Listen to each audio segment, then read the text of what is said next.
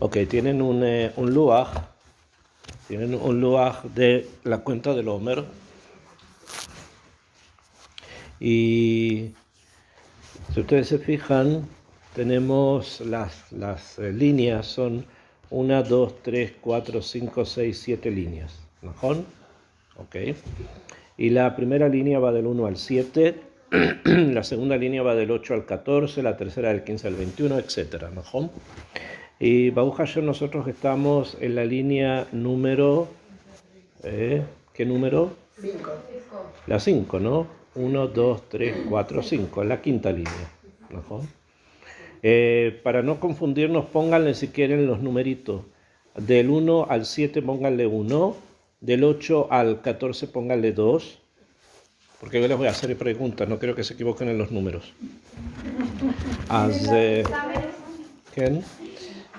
Entonces, del 1 al 7 es la línea número 1, que es la primera semana. ¿No? Del 8 al 14 es la segunda línea, que es la segunda semana. ¿Tienen lápiz? Aquí hay algunos, el que quieren, bueno, también. Aquellas que le falte lápiz, yo tengo lápiz. Si alguien necesita un lápiz. ¿O quieren lápiz? ¿Quién? Como ustedes quieran. Lo que ustedes quieran. Prefiero uno. Después no vayan a decir que como tacharon no saben, entonces si quieren el lápiz. ¿Quién? Ala. Entonces es mejor así para ir poniendo algunos datos. Ok, entonces este luaj, la primera semana, entonces dijimos, es la semana del Gesed. Mejor, la primera semana es la semana del Gesed, la segunda semana es la semana de la Gvurá, la tercera semana es la semana del Tiferet, que es la semana de la institución. La que estamos fue la semana número 3. ¿Qué? La tercera línea, esta es la primera semana, esta es la segunda, la tercera, así para arriba. La tercera es Tiferet, la tercera es Tiferet. La cuarta es Netzach y la quinta es Hod. O sea, esta semana es la semana del Hod. Besrat Hashem, van a haber 2 semanas más, que son la semana del Yesod y después del Malchut. ¿Okay? Akshab, si ustedes se fijan, estamos entonces en la semana número 5. ¿No?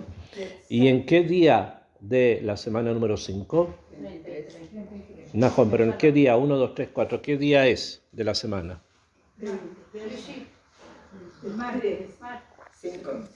¿Qué día es de la semana? Fíjense para que entiendan lo que estoy diciendo. La quinta semana empieza el 29 y termina el 35. ¿Najón? Entonces tenemos el 29 es 1, el 30 es 2, el 31, o sea, ¿qué número es el 33? El 5. Eso quiere decir que es 5 de 5. ¿Ok? 5 de 5. Para aquellas que hayan escuchado, si escucharon o si hablamos, aquí no creo que lo hayamos estudiado, pero si escucharon, las manos tienen 5 dedos, ¿no? Y son 5 de 5. Con estas manos los kohanim hacen barajá, los padres bendicen a sus hijos en Erev Shabbat. El 5 del 5 indica algo muy importante, ¿okay? Porque es una forma de construir una comunicación con Akadosh Baruj Hu a través de las manos y la otra mano. De una mano 5, de la otra mano 5. O sea, tenemos en la derecha las 5 semanas, que las que estamos hoy día, y tenemos en la mano izquierda los 5 días. ¿Okay? Estas dos formas, como que Akadosh Baruj Hu nos creó, son, según el Sod, son según la Cábala, algo muy importante.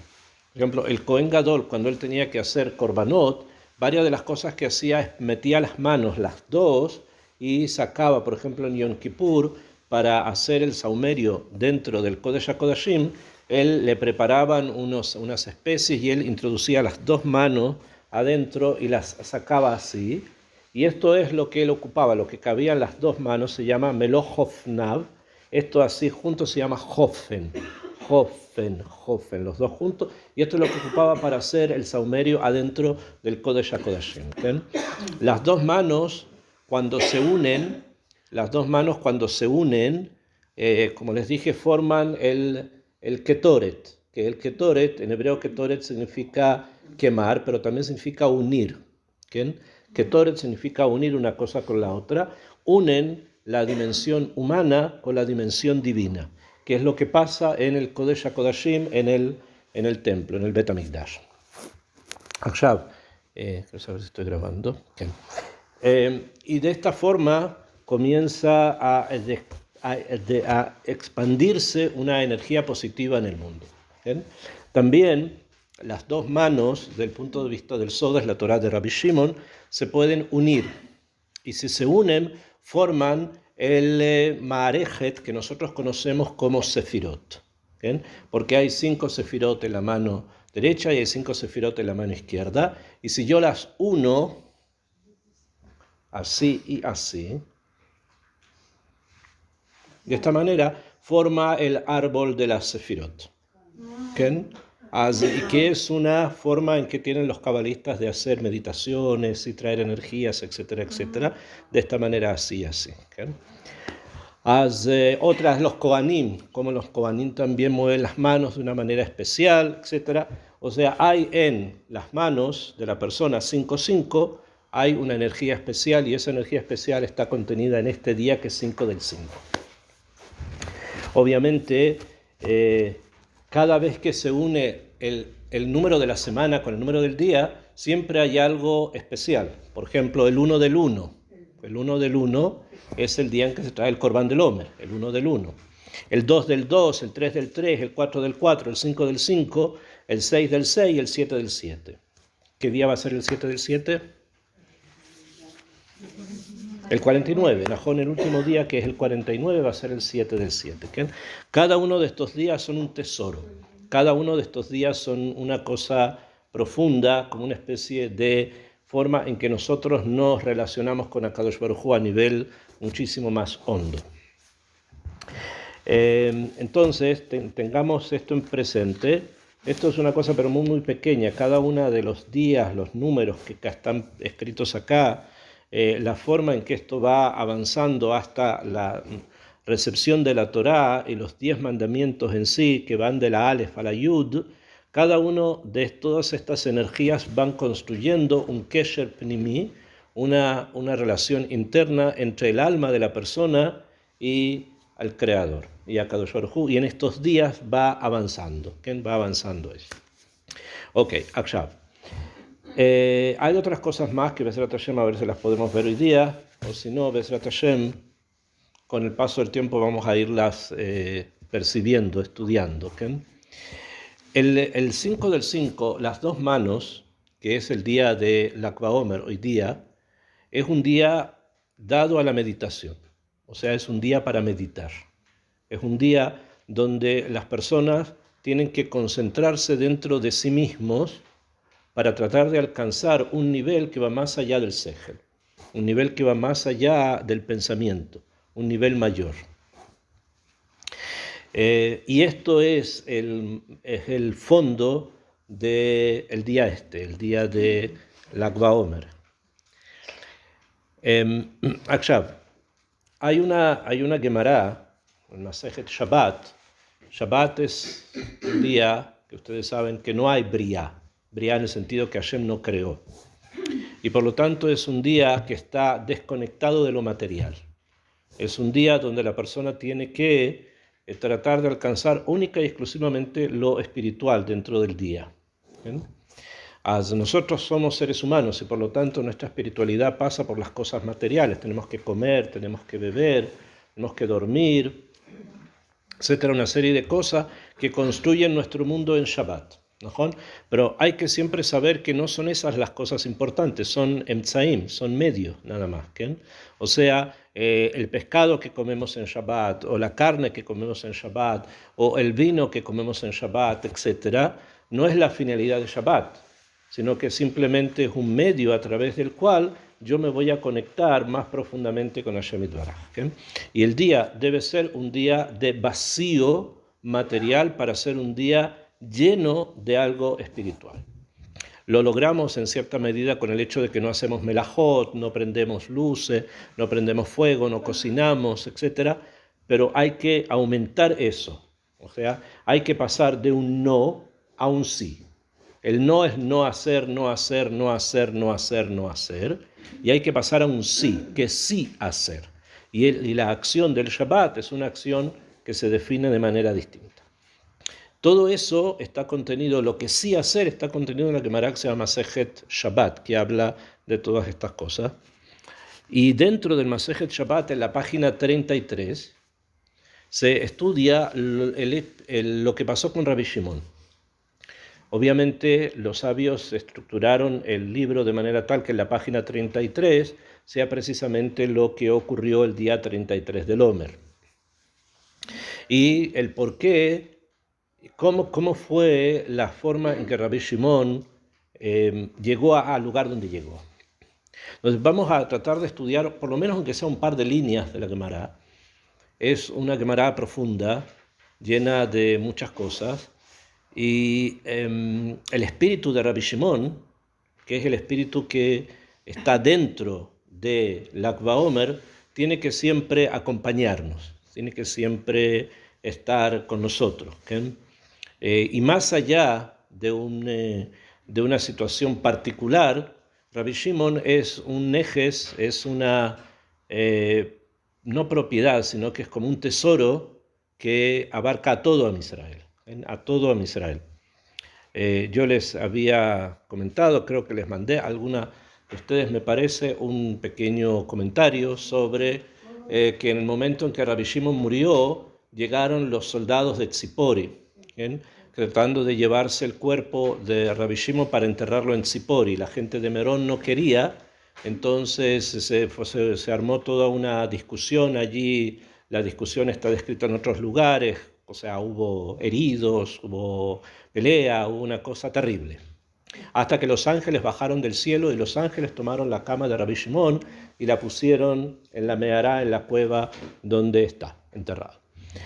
Eso es el Pshat, ¿no? Eso es lo que dice el Zohar, pero obviamente eso significa algo más profundo de lo que normalmente pensamos. Y es el hecho que cuando se habla de las personas armadas que vinieron de Tzipori, ocurrió, pero está hablando de otra cosa más profunda. ¿Por qué? Porque muchas veces el sabio es considerado o es tomado como para mí. O sea, Rabbi Shimon me pertenece a mí. ¿Okay? O sea, yo represento una parte de Am Israel, que puede ser cualquiera, y Rabbi Shimon es mío.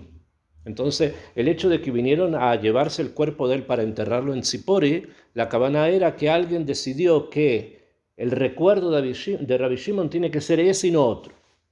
Mientras que la gente que estaba en Merón, que eran sus alumnos, las personas que estuvieron con él en el momento que él falleció, dijeron no, el recuerdo de Rabbi Shimon nos pertenece a nosotros, porque nosotros estuvimos ahí cuando él fallece.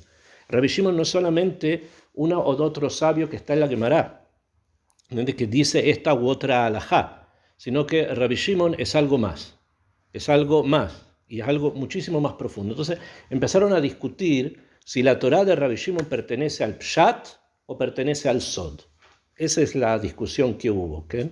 Si Rabbi Shimon pertenece a la Gemara o si Rabbi Shimon pertenece al Zohar. Y hubo una discusión entre ellos hasta que vinieron los ángeles, o sea, Hashem Itbaraj los mandó, y el que decidió finalmente fue Hashem, que decide que Rabbi Shimon nos pertenece a todos. Y por eso él lo enterró, igual que él enterró a ¿quién? A Moshe Rabenu, porque tampoco Moshe Rabenu pertenece o a Ashkenazim, o a Sfaradim, o a Hasidim, o a Litaim, o a lo que venga después, o a Chabad, o a esto, o a Rabbi Nachman, no, es de todos. Y por eso Hashem lo entierra. O sea, el mensaje que quiere decir es que el recuerdo de Moshe es un recuerdo que es para todos, porque si uno lo hubiese enterrado, él hubiera dicho, es mío, yo lo enterré. ¿Me comprenden? Lo mismo con Merón. Si la gente de Merón hubiesen vencido a la gente de Tzipori en una pelea y los hubiesen matado, no sé qué hubiera pasado, y ellos hubieran tenido éxito, entonces ¿qué hubiéramos dicho? Rabbi Shimon es de Merón. Pero no, Rabbi Shimon no es de Merón. Rabbi Shimon fue enterrado en Merón porque así Hashem decidió, pero Rabbi Shimon es de todos. Es algo clalí, completo, de todo Israel, no solamente de uno o de otro. De todo.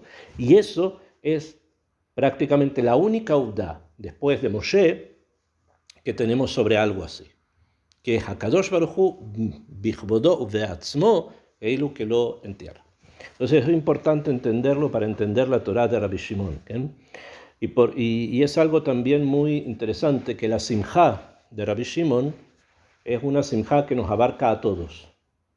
No es algo particular de este o del otro, el de acá o el de allá, sino que es una simjá klalit.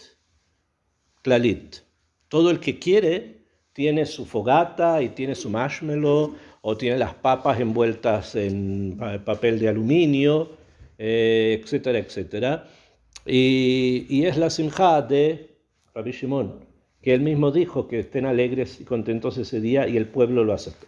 Ustedes tienen que saber que a nivel estadístico, el lugar después del Kotel más visitado en Israel es Merón, es el monte Merón en Lag BaOmer. Y llegan absolutamente todos, ya sean personas que tengan algún tipo de conexión con el judaísmo o no, todos llegan, porque Rabbi Shimon es de todos.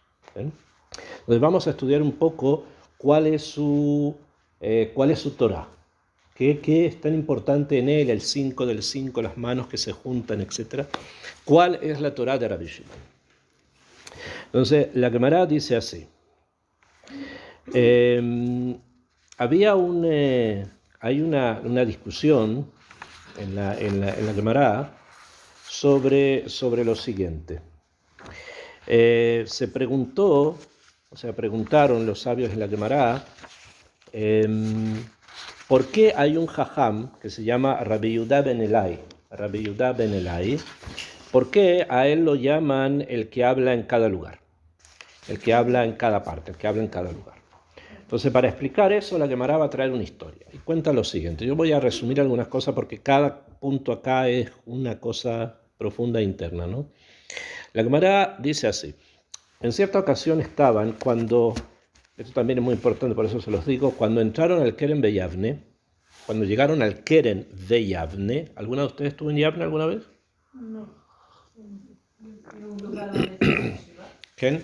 Donde está la yeshiva al lado, sí hay un yeshiva ahí, ¿ken? Se llama Yavne. Tiene un nieto ahí, ¿ken? Allí hay unas ruinas arqueológicas cerca de la ciudad de Yavne y en ese lugar hubo un yishuv, un asentamiento en donde se ubicó el Sanedrín después de que salió de Jerusalén. Cuando el Sanedrín salió al Galut después de la destrucción del templo, entonces ellos fueron a Yavne. En el Bet HaMikdash los sabios estaban sentados Hatzi Agol, estaban sentados con medio círculo, estaban sentados así en medio círculo, y en Yavne se sentaron como en un kerem, no como en un silo, no como en medio, un círculo medio, sino que se sentaron como en un kerem. Han visto el kerem, no saben cómo es un viñedo, ¿no? Que son filas. En una fila están las uvas, otra fila están así, se sentaban en Yavne. O sea, no ya así, sino que en filas. ¿Por qué? Porque ahora los que están adelante son los más aventajados y así va para atrás según la capacidad de cada uno de los sabios. Aquí funcionaba así. ¿Bien? Obviamente estaban sentados en el suelo y no se sentaban en bancos, sino que ponían alfombras y había filas de sabios sentados y otra fila atrás y otra fila atrás y otra fila atrás. Ese era el protocolo. Y en Jerusalén no era así. En Jerusalén estaban sentados en medio círculo y los alumnos enfrente. Entonces, cuando ocurrió esto que estaban en Yavne, se juntaron tres sabios. Uno fue Rabbi Shimon Bar Yochai, que era entonces un sabio, alumno de Rabbi Akiva. Vino Rabbi Yehuda ben Elai y también otro sabio que se llama Rabbi Yosef. Y Rabbi Yehuda ben Elai dijo algo. Él dijo que son muy agradables las acciones de esta nación. ¿De qué nación? Se refería a los romanos. ¿Qué? Porque ellos hicieron puentes, han construido puentes y caminos y puentes. Ustedes saben que los romanos construyeron caminos y puentes hace más de 2000 años atrás, que hasta el día de hoy todavía siguen útiles. Útiles, todavía hasta el día de hoy siguen útiles. En España hay caminos, en Europa, en Francia, en Italia hay caminos que son de los romanos, están como el primer día que los construyeron. ¿No? En cambio, lo que las municipalidades actuales construyen, después de 2 o 3 años, está lleno de agujeros. para que vean la diferencia de una construcción a otra. Entonces el Rab dijo, muy bien por ellos que hacen eso. También dijo, han construido shvakim, o sea, mercados. ¿Okay? Conocen ustedes el cardo en Jerusalén, el estilo de mercado que construían los romanos, lugar donde llegaban, inmediatamente construían esas calles así, con estos negocios a los costados, para implementar el comercio. ¿Por qué? Porque de esa manera el lugar progresa, porque se necesita esto y lo otro, etc. Progreso. Y además construyeron merhatzaot, o sea, baños públicos. Construyeron baños públicos. Los romanos tenían baños públicos para todos en todas partes. O sea, había obviamente algunos que eran para gente con más dinero, pero había baños públicos incluso para las personas que no eran patricios, para los que no eran personas muy adineradas. Había baños públicos porque los romanos tenían una obsesión por la limpieza. Pero obsesión por la limpieza. ¿Okay? Tenían baños, tenían acueductos, era una cosa así ya impresionante. A ellos lo que les interesaba era que la persona tenía que bañarse prácticamente 1 o 2 veces al día, y los baños públicos eran como un lugar donde la gente se sentaba o se reunía para hablar. ¿Okay? Entonces dijo Rabbi Yehuda ben Elai, bueno, qué interesante todo lo que esta nación ha hecho, está muy bien. Rabbi Yosef se quedó callado. Rabbi Yosef no dijo nada. Y Rabbi Shimon sí habló. Rabbi Shimon dijo, todo lo que hacen no lo hacen sino para ellos. ¿Okay? Y viene Rabbi Shimon y critica cada uno de los 3 puntos. Criticó el primero, el segundo y el tercero. Y hay que entender un poco más en profundidad. Criticó el tema de los puentes, porque dijo eso lo hacen para cobrar peaje, para cobrar misim, impuestos, ¿no? Bueno, eso es algo que sigue hasta los días de hoy, ¿no? Hay kvishin, hay carreteras que para poder viajar por esa carretera hay que pagar, ¿no? Bueno, y eso a Rabbi Shimon le pareció no correcto. Entonces, hay una pregunta también, ¿por qué te parece no correcto? ¿De qué manera se mantiene el camino si no es con el dinero que cobran para que tú estés ahí? Pero ¿No? para encima lo que está haciendo es una crítica al gobierno, por decirlo así. No, pero la pregunta tiene que ir específico a qué. Después dijo, tienen shvakim, tienen mercados, ¿qué? Con todo lo que significa el mercado. No se olviden que el mercado del que está hablando no es solamente hoy día entre comillas, espero que no llegue a eso, pero digamos, es como ir hoy día al Shuk Mahane Yehuda, que tienes un lugar donde venden pepinos y agbaniot y tomates y petrosilia y cúsvera, y al lado tienes un bar. Y más allá tienes un lugar donde venden carne, etc. Entonces Rabbi Shimon dijo, ellos construyen estos mercados para poner ahí zonot, o sea, para poner ahí prostitutas. ¿Ven? Porque era además parte de la vida de la ciudad romana, eso era parte, y además ellas también pagaban impuestos. O sea, estaba institucionalizado y tenían que pagar impuestos, obvio, porque hay que pagar impuestos, porque es un servicio que prestaban. Y dijo lo de los baños, lo hacen porque les interesa simplemente mantener sus cuerpos bien, a ellos, lo hacen para leadenet atzman, dice, para que por ellos nada más. ¿Okay? Entonces hace una crítica a estas 3 cosas que los romanos habían implementado en Eretz Israel. Obviamente Rabbi Yehuda ben Elai, que es el que comenzó, sabía también lo mismo. O sea, Rabbi Shimon no sabe más de lo que sabe Rabbi Yehuda ben Elai. ¿Me comprenden? O sea, obvio que no sabe más. El otro Jajam también sabía que esto era para esto, para esto, para esto. ¿Okay? Entonces, la pregunta es acá, Pshat primero, porque esto es más profundo, ¿cuál es la discusión entre ellos? ¿Por qué Rabbi Shimon está en contra y Rabbi Yehuda está a favor? Si ellos, los dos sabían todo lo que pasaba, no es que uno supiera más que otro, ¿no? Entonces hay una explicación muy simple que tiene que ver en la Itiahasut con Esav, o sea, en la forma como tenemos que relacionarnos con Esav. ¿Bien? Primero le explico a nivel simple, después un poquito más en profundidad. Rabbi Yehuda ben Elai era de aquellos que suponían que en la Itiahasut con el Ay, Umutu Elam, etc., había que tratar de ver la mitad del vaso llena. Y Rabbi Shimon Bar Yochai opina que siempre hay que ver la mitad del vaso vacía. ¿Me comprenden? O sea, según Rabbi Yehuda ben Elai, si hay algo bueno, ve lo bueno que tienen, y Rabbi Shimon dice, no veas lo bueno, ve siempre lo malo. Ve siempre lo malo porque seguramente hay alguna kavaná mala en lo que hacen. Entonces Rabbi Yehuda dice, sí, yo entiendo que hay una kavaná mala, pero si eso de alguna manera trae algo bueno, entonces tal vez veo lo bueno. Rabbi Shimon dijo, no, cuando estás hablando de las naciones, siempre hay que ver lo malo. Siempre la mitad del vaso vacía. Así era Rabbi Shimon, ¿okay? Esa es su forma que tenía de ver las cosas. Esto estoy hablando pshat.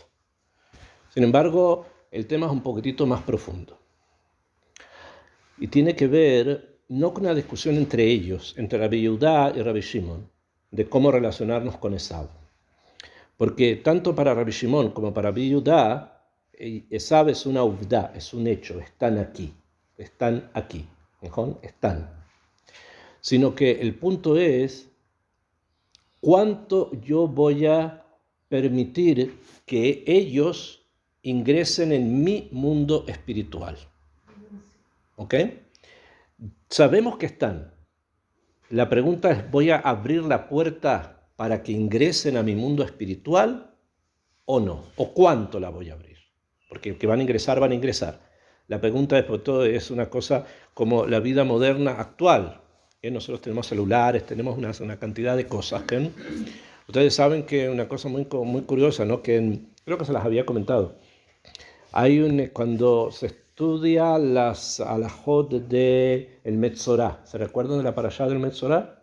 De Tzarat, Metzorah, y que viene ¿por qué? Por Rosh Hashanah.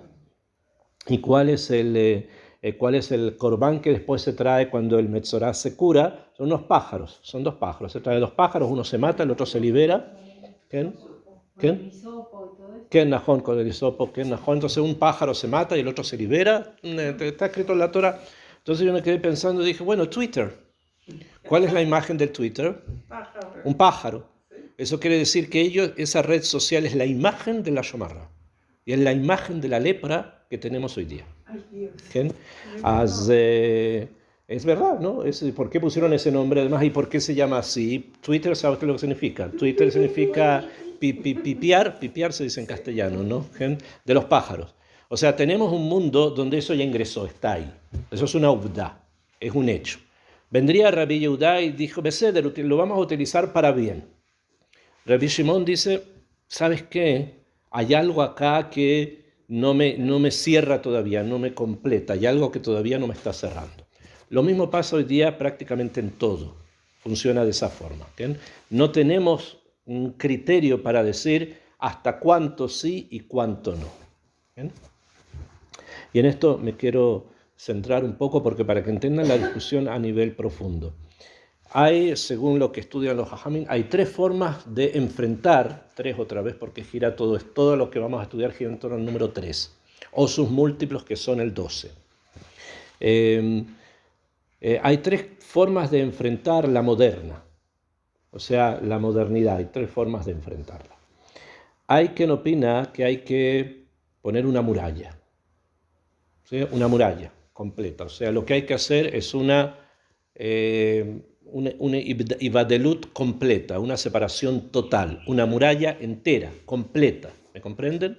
Total, nada, no se recibe nada, no se acepta nada, total y absolutamente separado, nada, absolutamente nada. ¿Bien? Es una cosa un poco difícil, pero hay quien opina así, que es la forma.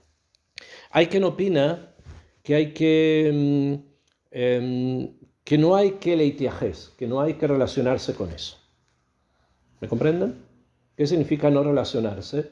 Es como alguien podría haber pensado, por ejemplo, con los Yehudim que son Hilonim, con los que no son religiosos. O sea, alguien puede decir, sabes que siempre hubo Hilonim, siempre hubo Kofrin, siempre hubo gente que se iba a otras religiones, siempre hubo esto. Entonces, hoy día también, entonces, ¿para qué yo tengo que preocuparme de eso? Yo sigo mi vida, que ellos siguen la de él. Anachnu beshelanu, behaten mishelachen, le dijo el Hatán Sofer, esto es una dea, le dijo el Hatán Sofer a los masquilim hace 300 años atrás en Pressburg, ahí en Hungría, les dijo, ustedes con lo de ustedes, nosotros con lo de nosotros, punto. Dos keilot separadas, ¿ok? nosotros tenemos esta nuestra Torá, esto es lo que hacemos, y si ustedes quieren ahí en algo que ustedes llaman temple, poner un órgano, sí, háganlo, nosotros seguimos en lo que nos seguimos. Esa es la segunda posibilidad. Y hay una tercera posibilidad que es la activista, o sea, la lejimá, el ma'abak. ¿Me comprenden? O sea, ir a dar la pelea. ¿Okay? Eso quiere decir ir a pelear. ¿Qué quiere decir eso? Hacer discovery, mostrarle a la gente que la Torá es verdad, y si no quieren escuchar, obligarlos a escuchar, y si no quieren saber, que tienen que saber, y ponerme acá, y ponerme allá, y tefilim, y esto, y lejimá, lejimá, lejimá, lejimá. O sea, ir a pelear. ¿Bien? Y como la Torá es verdad, obviamente, la razón siempre la va a tener el que va a discutir. ¿No? Entonces uno puede pensar, pero si es así, entonces ¿por qué la mayor parte del pueblo no es de ti? Si supuestamente podemos ir, esto de las peulot de Chabad no comenzó ayer, es una cosa muy antigua. Y las cosas de Balei Teshuvah y todos estos seminarios para Balei Teshuvah no empezaron ayer tampoco. Son cosas, ya tienen casi 300 años haciendo lo mismo en diferentes circunstancias. Rav Hirsch hizo lo mismo en Alemania y otras personas en diferentes lugares. Esa es la tercera posibilidad. Y cada una de estas tres tiene una dificultad. ¿Quién tiene una dificultad? Una muralla completa es imposible. Eso no existe, es imposible porque lo que está afuera tiene una fuerza radiactiva. Se introduce por cualquier agujerito. El más chiquitito por ahí se introduce. Así que es imposible hacer una separación total. ¿Bien? Eso no existe. Hay otros grupos que no son Yehudim que tratan de hacer cosas así. Pero son situaciones extremas que resultan complejas y complicadas, que no es posible ya, por lo menos dentro de la vida judía, implementar algo así. ¿No? Por ejemplo, ¿escucharon hablar de los Haimishim? Sí. De los Hamish en Estados Unidos y también en Argentina. Los Hamish. Hamish, los Hamish, Sí, que viven como si estuvieran en el siglo XVIII, que no tienen electricidad. Y que hay grupos en Estados Unidos y hay también un grupo en Argentina. En Pensilvania. En Pensilvania. Entonces son gente que vive como si estuvieran viviendo en el siglo XVIII. No hay teléfono, no hay luz eléctrica, no hay nada, absolutamente nada. Lo único que se dedican es a cultivar la tierra y a hacer compota de manzana y a hacer dulce y que cosas, ese tipo de cosas. ¿Okay? Y cuidar vacas y todo ese tipo de cosas. Nada más. Okay. Pero eso no es posible porque la vida judía primero no funciona así. ¿No? Y los kibbutzim que vinieron Dafka a trabajar la tierra acá y a hacer compota y dulce de membrillo no estaban en ese kibbutz bijlal, no iba por ahí. Entonces eso no funciona, por lo menos con nosotros no funciona. No sé si con ellos funciona tampoco, por lo que yo he visto en las estadísticas, un 20% de neshirá. Tienen hasta un 20% de neshirá, o sea, de gente que se va, porque Pashut no pueden soportar una cosa así en un mundo que tiene todo lo que tiene, se van. No entendí. Si nada entra, pues está cerrado, tampoco. Pero ellos tienen que vivir de algo y viven de vender sus cosas, venden eso, es lo que hacen. Entonces no, pero hay contacto, obvio, o sea, de todas maneras hay contacto y ese contacto a veces hace que algún hijo acá se vaya o una hija se vaya porque ve a la otra muchacha que va a la escuela, que tiene coche. Por eso creo que es imposible, porque el ser humano necesita, somos gregarios, no podemos estar aislados. Pero viven entre ellos nada más. Solo que son comunidades grandes además, no es una sola, son comunidades grandes, pero como son tan curiosos, o digamos tan folclóricos, la gente los va a ver. Que la gente va, les saca fotos, los mira. Y hacen bordados, no solamente comida. Todo tipo de cosas del siglo pasado. Pero eso que trae, obviamente trae que hay neshirá, hay gente que deja todo y se va porque Pashut no. Eso es lo único que conocemos de aislamiento. Lo otro son de las cosas que pasan en el Oriente, estos monjes budistas que se van a vivir en las montañas y que viven completamente aislados de todo, pero no es una sociedad, son personas así. La mayoría de los monjes viven en su monasterio en contacto con la sociedad. Entonces no se puede hacer un aislamiento total, imposible. Segundo, vivir apartado de la historia, diciendo, bueno, no me importa, que ellos hagan lo que ellos quieran, yo hago lo que yo quiera, no me importa. Imposible, porque como tú dijiste, somos gregarios. Si tú vives dentro de una sociedad y vives en un edificio de departamentos, normalmente la gente trata de buscar lugares donde si viven todos religiosos, que sean todos religiosos. Pero no siempre es así. A veces tú vives con vecinos que no son religiosos. ¿Ok? O incluso que vivas con todos religiosos, pero tienes que moverte para ir al supermercado. Y de repente en el supermercado hay personas que no son datim. O sea, tú ves que hay otro mundo. Entonces, eso también quiere decir que tienes que relacionarte con ellos, etc. O sea, es imposible separar a un nivel tan profundo. ¿Ok? Y el ser combativo, yo no sé hasta qué punto tiene resultados. El ser tan combativo. ¿Ok? Tal vez habría que serlo, pero tan combativo, porque hay dos cosas acá. Uno puede decir, ¿sabes qué? Yo quiero enseñar Torah.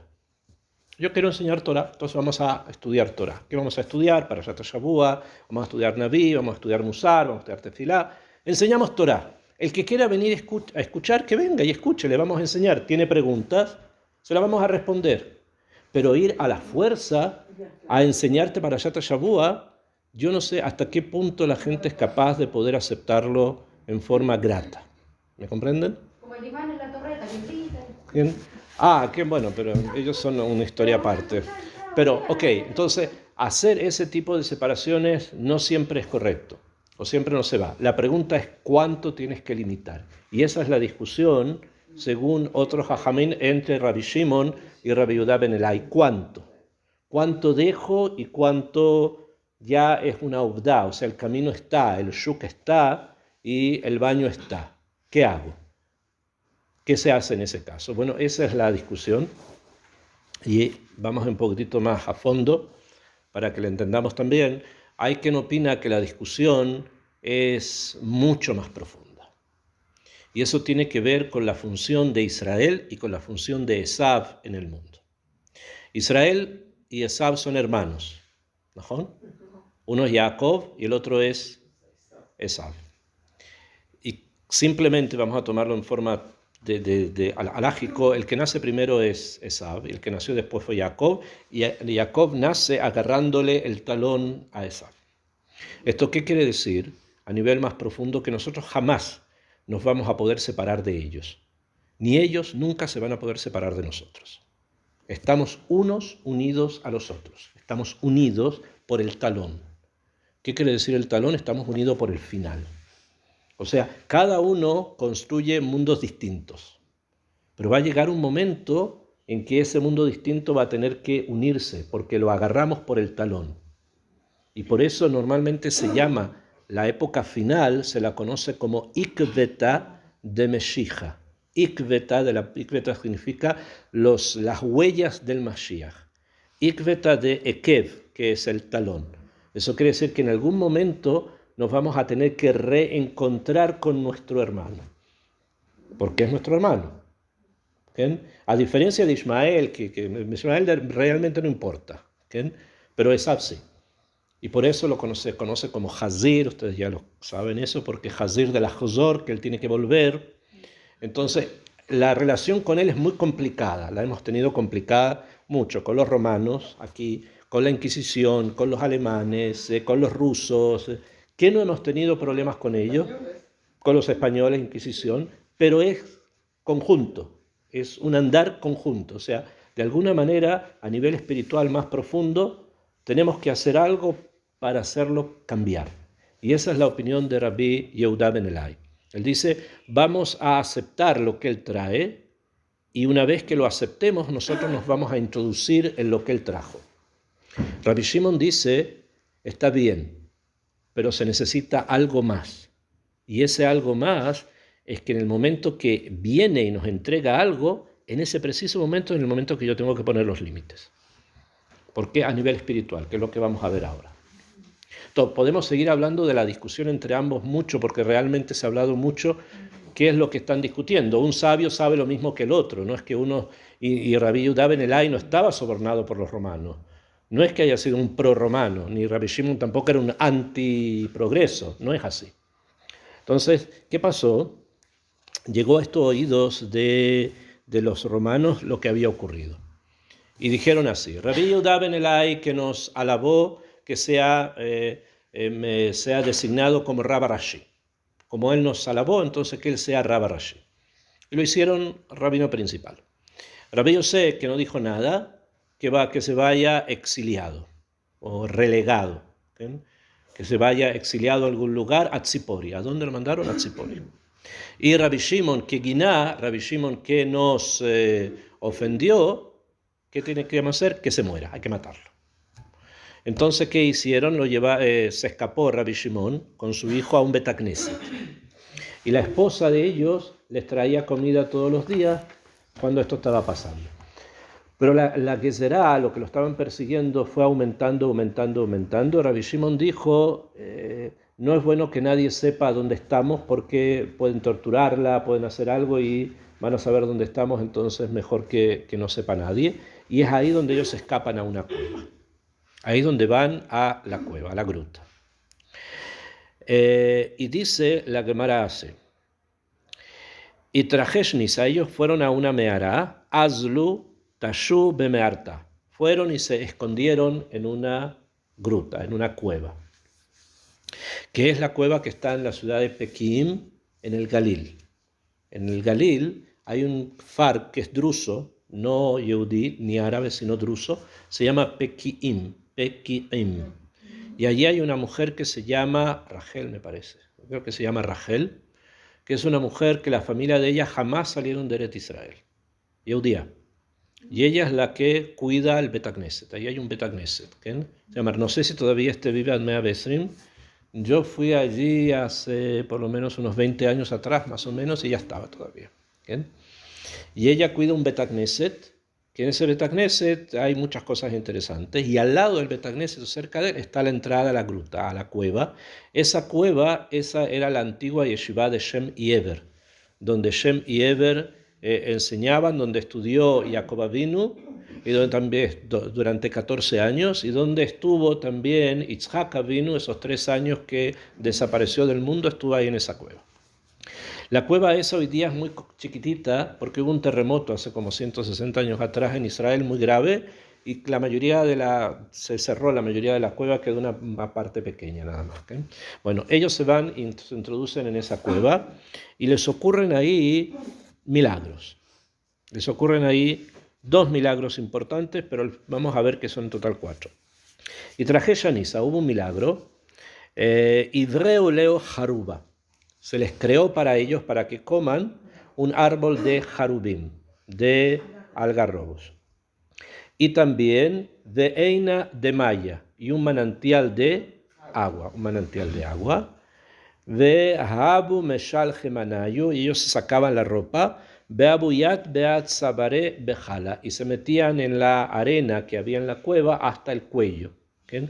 Todo el día estudiaban y cuando tenían que hacer tefilá salían de allí, se vestían, hacían tefilá para no estropear la ropa. Ok, y ahí estuvieron Itba Tereisar Shane, y estuvieron ahí en la Mehará, vamos a líneas generales, estuvieron ahí en la Mehará 12 años. Yashush Neim Asar Shanim, durante 12 años estuvieron en la Mehará. Ok. Después salen de la Mehará y el Sipur continúa. Pero quiero centrarme en el tema de la Mehará. Yo les voy a explicar lo que pasó a un nivel un poquito más profundo. Vamos a tratar de entenderlo. La Mehará es una realidad paralela. O sea, la gruta, la cueva, representa una realidad paralela. Esto quiere decir que Rabbi Shimon y Rabbi Elazar, su hijo, ellos no continuaron en la misma realidad en la que nosotros estamos ahora, sino que ellos traspasaron el umbral de la realidad espacio-temporal que nosotros tenemos e ingresaron a una realidad espacio-temporal distinta a la nuestra. En ese espacio-tiempo diferente al nuestro, les ocurrieron 2, la Gemara llama Nes, Nisa. Nes en hebreo significa milagro, así lo solemos traducir, pero la verdad que no significa milagro se dice pele, sino que Nes es una señal. O sea, dentro de ese espacio-tiempo diferente al nuestro tuvieron 2 señales. Una señal con el Haruv, con el algarrobo, y otra señal con el agua. ¿ok? Akshav, el Haruv representa el fuego. El Haruv es una energía. ¿Ven? Representa acá a una energía que se identifica con el fuego. No se olviden que en hebreo, si ustedes prestaron atención, la palabra Haruv es la misma raíz de la palabra Jurban. La misma raíz de la palabra Jurban. Y todo Jurban es una destrucción, una aniquilación, normalmente por el fuego. Normalmente por el fuego. A diferencia de, por ejemplo, en el Naví aparece la palabra Shoah, que Shoah significa una aniquilación, pero no necesariamente por el fuego. En cambio, Jurban es siempre una aniquilación por el fuego. Entonces, dentro de la palabra Harub está Jurban, que Jurban es Esh, fuego. Entonces, en esa realidad espacio-temporal distinta a la nuestra, que se llama Meara, que se llama cueva, no solo con ellos pasó con otros Jajamín también, pero con ellos dos estamos hablando ahora, se presentaron dos señales, el fuego y el agua. O sea, hubo fuego y agua. ¿Esto qué quiere decir? Que estuvieron los dos elementos que son los que mantienen nuestra realidad espacio-temporal. Ellos llegaron precisamente al núcleo del fuego y al núcleo del agua. Es por eso que la Gemara trata acá del árbol, del Haruv, Briá, incluso lo llama Briá, porque llegaron al punto de la Briá, y el Eina de Maya, el manantial del agua, o sea, llegaron al punto central del manantial del agua. En otras palabras, un poco más simple, ellos ingresaron en el Gan Eden. Y en el Gan Eden hay dos fuerzas principales, dos energías principales. Uno está el ojo o el manantial de donde sale el río, que después pasa por el jardín y después se transforma en 4 afluentes. ¿Se recuerdan de eso del Maaseh Bereshit? Y llegaron ahí, que eso es el agua que ingresa, que sale del punto central, ingresa al jardín y después se divide en 4 ríos, que son los que nos dan a nosotros la forma que vivimos hoy. Y el fuego representa el Etz Adat, representa al Etz Adat, al árbol del conocimiento del bien y del mal, que está representado acá por el Haruv, o sea, por los algarrobos. Entonces eso quiere decir que la realidad a la que ellos entraron es una realidad que los llevó a ambos a donde al Maaseh Bereshit, o sea, los trajo a la Briá, los puso de vuelta en el momento original de la Briá. Entonces ustedes pueden preguntar cuál es el mérito de Rabbi Shimon y de su hijo Rabbi Elazar de volver ellos ambos al Gan Eden. Primero, no son los únicos que han estado en el Gan Eden, que en el Gan Eden han estado Hanoch y otros personajes más que sabemos de la Rabbi Yoshua en una época después, Rabbi Akiva en cierto sentido, etc. Obviamente Jacob. Entonces no son los únicos. Pero ellos dos, ¿cuál fue el mérito? ¿Cuál fue el mérito de ellos? Que Akadosh Baruj Hu, por una persecución que al parecer era una discusión que podemos discutirla, pero está ahí, los trae de vuelta al Gan Eden. ¿Por qué los lleva de vuelta a la Briá?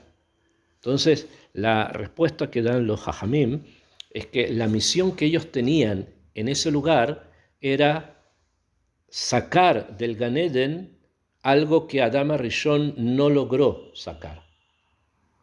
Cuando Adán Rishon sale del Gan Eden, lo expulsan, él logró acercarse al Etz Adat, según algunas de las opiniones de los Midrashim, y arrancar una rama del árbol, que en esa rama estaban escritas unas letras, que con esas letras indicaban las plagas de Egipto. Y por lo tanto el Etz Adat es el Tikkun de Egipto. Ustedes saben que es el Tikkun del Dat. El Tikkun de Egipto es el Tikkun del Dat. Entonces Moshe después se encarga, que es un representante de Adán Rishon, se encarga a través de esta rama que viene del Gan Eden, que tiene que ver con el Etz Adat, con el Het, se encarga de completar el Tikkun del Dat que había que hacer en Egipto.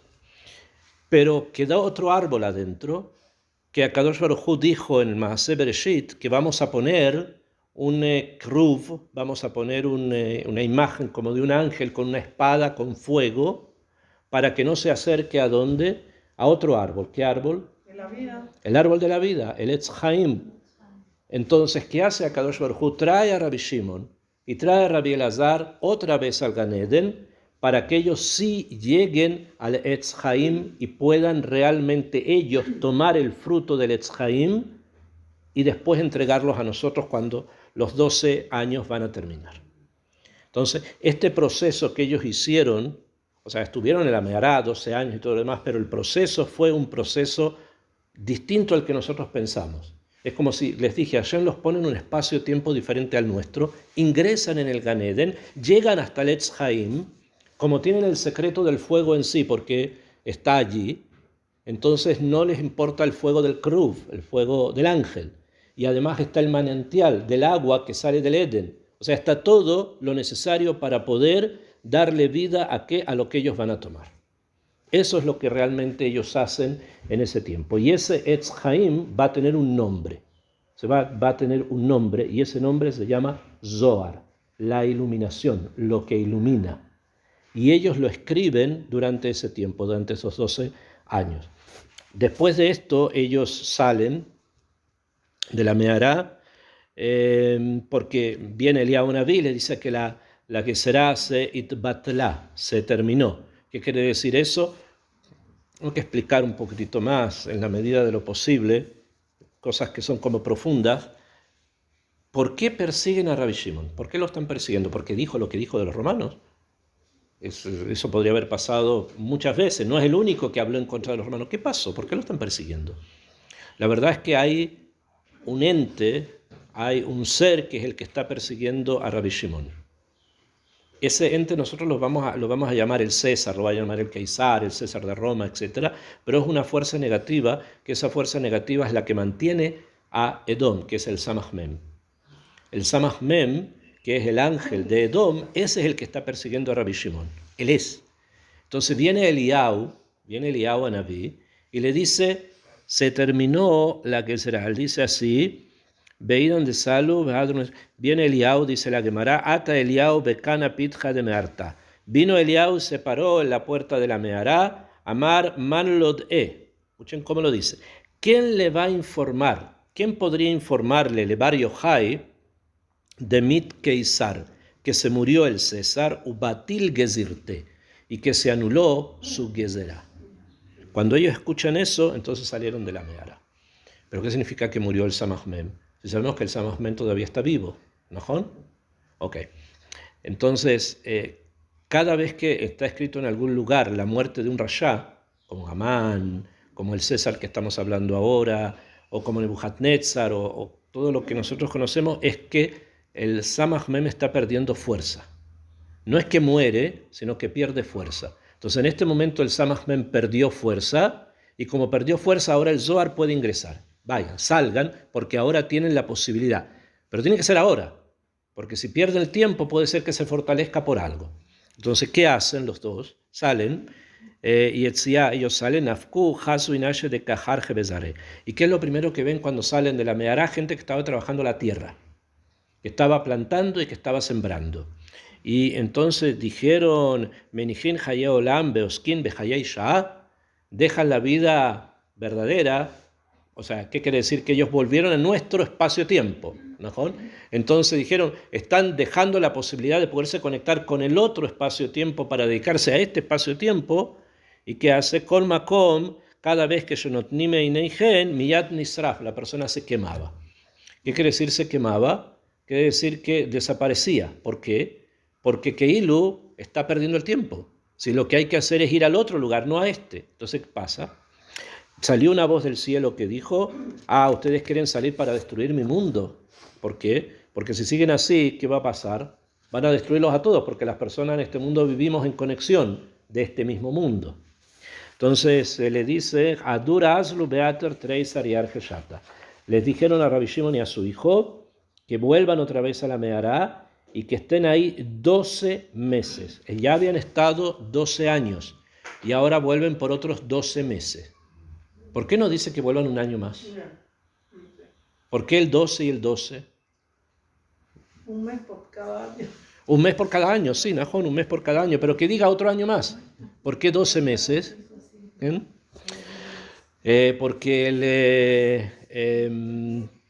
Porque estos últimos 12 meses, simple, los últimos 12 meses los sintieron más. Porque esos 12 meses últimos no estuvieron en el espacio-tiempo de los 12 primeros años, sino que estuvieron como repasando, fue como una especie de repaso. ¿Para qué? Para aumentar a Bat Israel. Así se explica. ¿Okay? Pero no es que hayan vuelto a lo mismo que tuvieron durante los 12 años, sino que estuvieron como en la entrada nada más de la Mehará, no estuvieron en el fondo. ¿Y para qué lo hicieron? ¿O para qué Hashem quiso que así fuera? Para que crearan más a Bat Israel y más a Bat Olam, para que tuvieran conexión con el mundo. Y por eso una vez que salen, cuando Rabbi Eliezer hacía algo indebido, que mataba a alguien o mataba a alguien, la Kavaná que hacía que desapareciera alguien, entonces Rabbi Shimon lo curaba y así continúa la historia. ¿Por qué dijo 12 meses y no un año entonces? No, dijo 12 meses porque los meses pasan más lentos que los años. O senhor falou que quando tem 12 fica mais forte. Eso es con respecto a Rabbi Akiva, que estuvo 12 años y otros 12 años. Pero cuando es mes... 5 con 5, que da fuerza. Nahón, son 12 y son 12, pero son diferentes medidas. Los 12 años se refiere, como son 12 las constelaciones, entonces el espacio-tiempo en el que estuvieron era un espacio-tiempo distinto. Y ingresan a los 12 meses. ¿Okay? Los 12 meses también tienen constelaciones, cada mes tiene una constelación distinta, sabemos, ¿no? Sin embargo, es algo más de nuestro tiempo, de la vida nuestra, porque el mes es algo como que está más cerca de nosotros. ¿Okay? Es este mes, es el próximo, para los que entienden, no está este mes, está el otro, etc. Entonces, es como un nivel menor. Volvieron, pero no al mismo nivel de años, volvieron a un nivel de meses, poco menor. Y estuvieron ahí hasta que salieron. Ok, simplemente quiero explicarles para hacer un resumen. Todo esto fue ¿para qué? Para heredar el Zohar, o sea, para que pudieran sacar el Zohar del Gan Eden, que es el Etz Haim, y poderlo traer y podernoslo heredar a nosotros. Que eso es el Zohar que ustedes conocen, que escribe Rabbi Shimon Bar Yochai. Después de él, hago una pequeña cosa histórica importante, después de él vino un jajam muy grande, que se llamó Rabenu Moshe Cordovero. Y él tuvo un gran alumno que se llamó Rabenu Yitzhak Luria Ashkenazi, Arizal. Y él tuvo un alumno que se llamó Rabenu Haim Vital. Y Rabenu Haim Vital escribió un libro que se llamó Etz Haim, donde están contenidas todas las enseñanzas de Rabbi Shimon que están en el Zohar, según la Torá del Ramak y según la Torá de Arizal. O sea, lo que estaba en el Zohar, él como que lo resume. ¿Bien? Y después viene el Utsato y hace un resumen del Etz Haim. Hace un resumen del Etz Haim en un libro que se llama Dat Tvunot, donde está resumido el Etz Haim, es un libro de Cábala.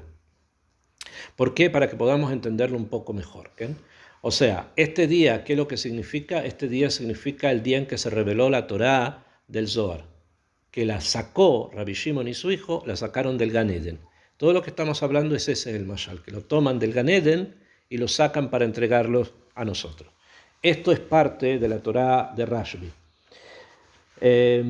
Esto continúa, la historia acá en la Gemara continúa y bastante más extensa, nos sigue con muchos otros detalles que hay que tratar de entenderlo. Sin embargo, una sola cosa quiero agregar, que cuando ellos salen por la segunda vez después de los 12 meses y ven al mundo, ven a una persona anciana que estaba con un par de adasim, con un par de mirtos en la mano, corriendo de un lado a otro porque era Erev Shabbat. De allí viene una costumbre que tienen las personas que hacen el Piyasod, de antes de Kiddush decir barajá sobre un par de ramitas de mirto. ¿Okay? Entonces Rabbi Shimon dijo, vean cuánto a Israel le quieren las mitzvot, que están apresurados tratando de construir Shabbat, de traer Shabbat. Y con eso se cierra un Ma'agal, porque ya les dije, Shabbat es un tiempo especial, es un tiempo espiritual. Y si realmente nosotros estamos yendo hacia allá, quiere decir entonces que estamos entendiendo cuál es la Torá de Rabbi Shimon. Ir a ese mundo espiritual, a ese mundo profundo y espiritual, y tratar de entender que las cosas materiales son solamente un camino para algo más elevado. ¿Varón? Top, Sheelot, preguntas. ¿Cómo está dividido el Zohar?